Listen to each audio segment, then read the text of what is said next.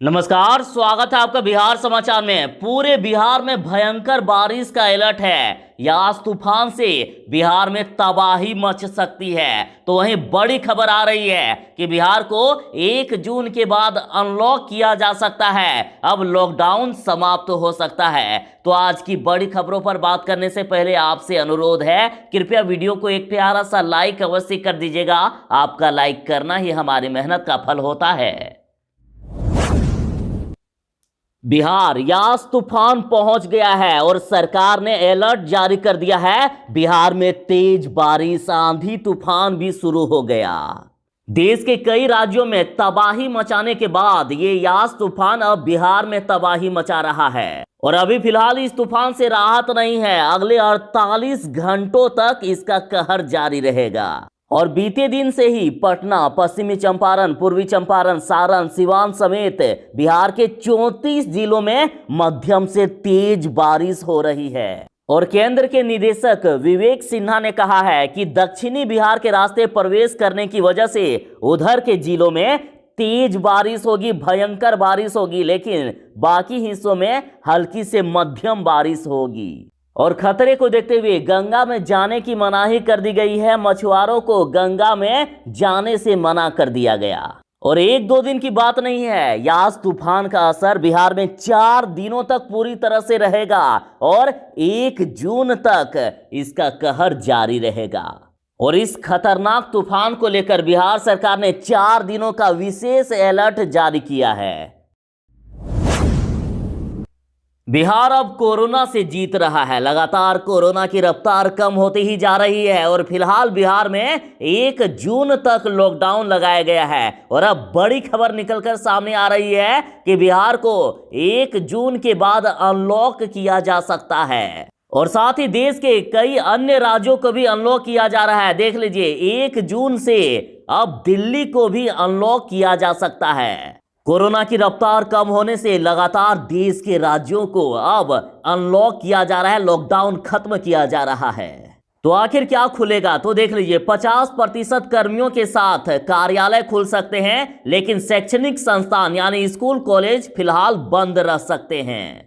Containment zone में पाबंदियां जारी रह सकती है और फिलहाल निजी वाहन चल सकते हैं। ऑटो और टैक्सी पूरे राज्य में चल सकते हैं। रेल और हवाई सफर को भी अनुमति दी जा सकती है। और साथ ही नाइट कर्फ्यू जारी रहने की बात की जा रही है। और साथ ही धार्मिक संस्थान यानी मंदिर, मस्जिद को भी जरूरी एहतियात के साथ खोलने की अनुमति दी जा सकती है। तो वहीं शॉपिंग मॉल को भी खोलने की बात हो रही है। और साथ ही पार्क और चिड़ियाघर को भी खोलने पर विचार किया जा सकता है।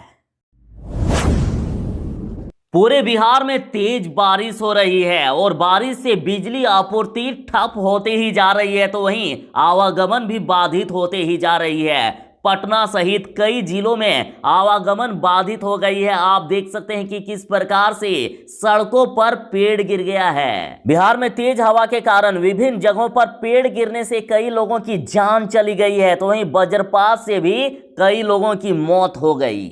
कहा जा रहा है कि बिहार के अधिकांश जिलों में तेज बारिश हो सकती है। तो वही फिलहाल अभी जो स्थिति है, तो गया में सबसे ज्यादा बारिश हो रही है। कई इलाकों में बिजली काट दी गई है। बिजली बहाल करना चुनौतियों से भरा पड़ रहा है और किसानों को सबसे ज्यादा नुकसान हो रहा है। आंधी बारिश से पूरे बिहार में सब्जी और आम, लीची को भारी नुकसान हुआ है। तो वहीं मक्के और मूंग की फसल को भी क्षति हुई है। हाँ, सरकार से मदद मिल सकती है। और देखिए, लगातार बारिश से नाले लबालब, तालाबें भर गई है। नदियों में जल पूरी तरह से छपाछप भरता ही जा रहा है। अब हर तरफ पानी ही पानी नजर आ रहा है। इतनी खराब स्थिति हो रही है कि अब अस्पतालों में भी पानी घुस रहा है।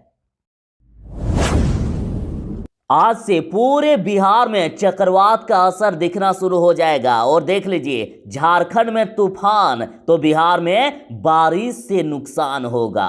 बिहार में आज से भयंकर बारिश होने वाली है। तो वहीं यदि पड़ोसी राज्य झारखंड की बात करें, तो झारखंड में तूफान से काफी ज्यादा नुकसान हो गया है। रांची में कांची नदी पर बना पुल धंस गया, सैकड़ों घर गिर गए, कई लोगों की मौत भी हो गई है। और दूसरी तरफ बारिश से बेसहारा हुए लगभग 11,000 लोगों को राहत शिविरों में रखा गया है। तो वहीं आज से पूरे बिहार में भी इस चक्रवात का असर दिखेगा, इसका कहर दिखेगा और बिहार के दक्षिणी और पूर्वी बिहार में ठनका गिरने की चेतावनी जारी कर दी गई है। तो वहीं मध्य बिहार के कुछ जगहों पर भी ठनका गिर सकती है। बिहार में तेज बारिश से बिजली आपूर्ति और आवागमन भी बाधित हो सकती है और साथ ही गया, बेगूसराय, सारण, खगड़िया, बिहार शरीफ आदि जिलों में पेड़ गिरने से अभी से ही आवागमन प्रभावित हो गया। खैर ये प्राकृतिक चीज है, कितना भयानक हो सकता है ये कोई नहीं कह सकता, लेकिन एक चीज जरूर है कि जब तक बहुत जरूरी ना हो घर से ना निकलें।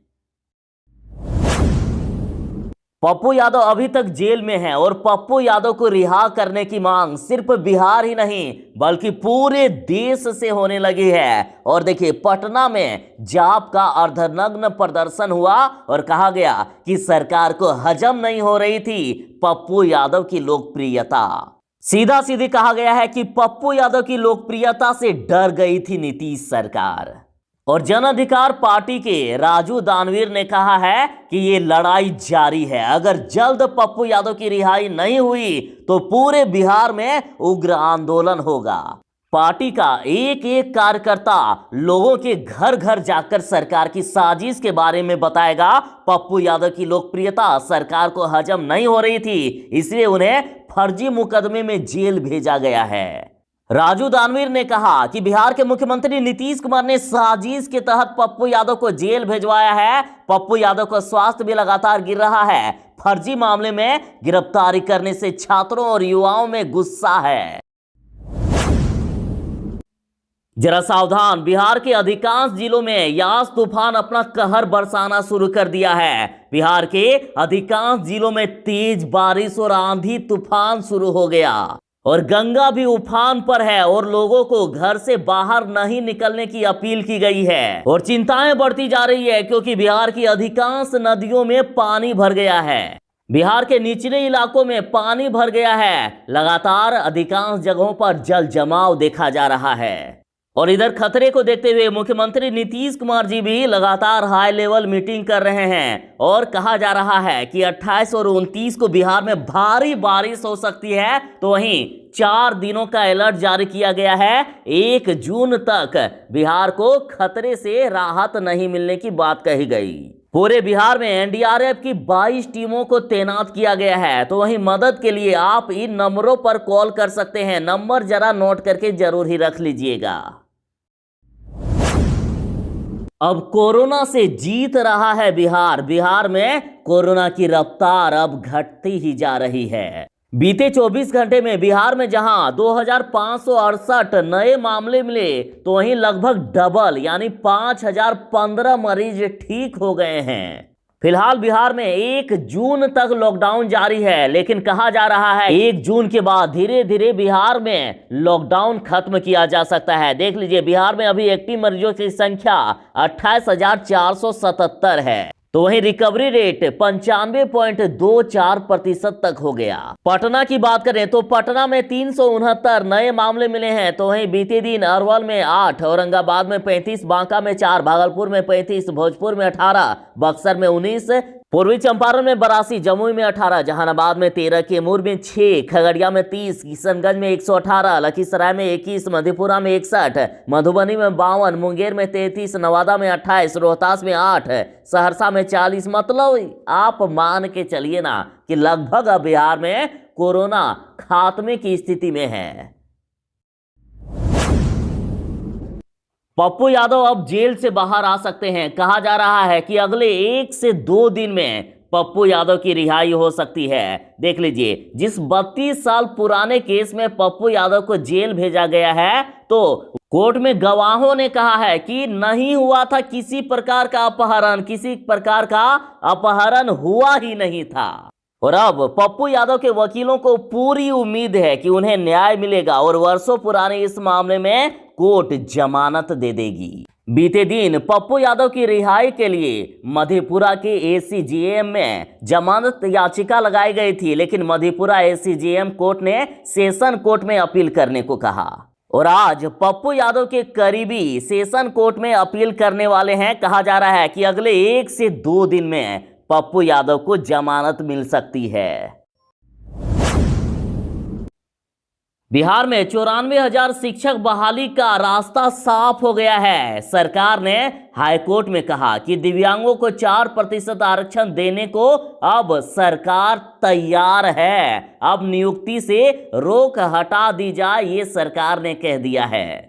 देखिए, बहाली में दिव्यांगों के लिए जो 4% आरक्षण देने की बात कही गई थी और इसी के कारण बहाली को पूरी तरह से रोक दिया गया था, तो हाईकोर्ट ने मान लिया है कि दिव्यांगों को 4% आरक्षण दिया जाएगा और अब सिर्फ निर्देश का इंतजार है। शिक्षक बहाली का रास्ता साफ हो गया है। और बड़ी खबर तो यहां है कि बिहार के शिक्षा मंत्री जी ने ऐलान कर दिया है कि सरकार यदि आज फैसला दे दे तो कल से बहाली प्रक्रिया शुरू हो जाएगी।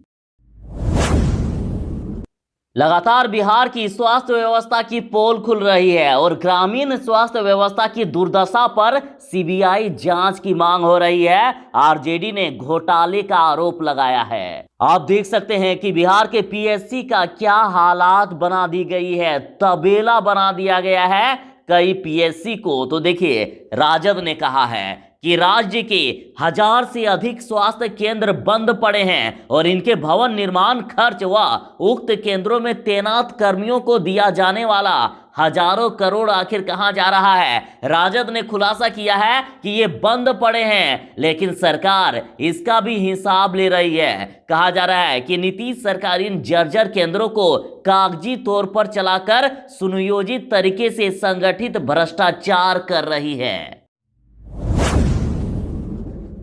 देख लीजिए, बिहार के स्वास्थ्य उपकेंद्र की क्या स्थिति कर दी गई है। पूरी तरह से खंडहर के रूप में बना दिया गया है।